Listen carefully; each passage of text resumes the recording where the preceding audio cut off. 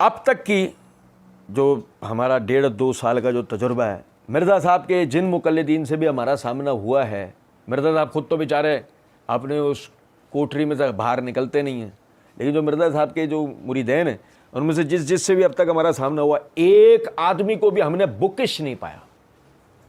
Bookish यानी किताबी नहीं पाया। उस वजह से किताब पढ़ने वाला कोई आदमी भी कभी भी मिर्ज़ा इंजीनियर को नहीं सुनेगा।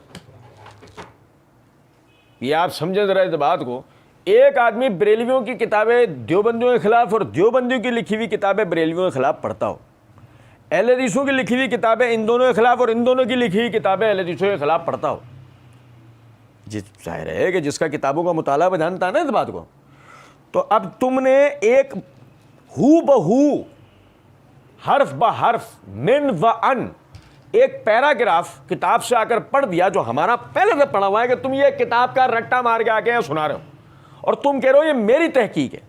तो समझे जरा इस बात को कि अब हम तो इस बात को जानते हैं ना कि तुम एक फलां किताब का रट्टा मार के आके यहाँ बैठ गए हो। हत्ता कि हमने इसी वीडियो में तवज्जो दिलाई थी इस बात की तरफ कि मिर्ज़ा जी ने इकरार करा है इस बात का कि ये जो नमाज में हाथ लटकाने का मसला हो या ये सजदों में रफ़ल देने का मसला हो, मिर्ज़ा जी ने ये कहा। और मैं वो अहले तशय्युअ की वो किताब नमाज पैगंबर ना पढ़ता अमीनुल हुसैनी साहब की, तो मैंने तो ये हदीस कई बार पढ़ी थी। मैं तो सारों की किताबें पढ़ता हूँ, अलबत्ता हमारी किताब से अगर कोई हवाला दे रहा है तो मैं नहीं कहूँगा तुस्सी भाई ए हवाला कित्थों देता है।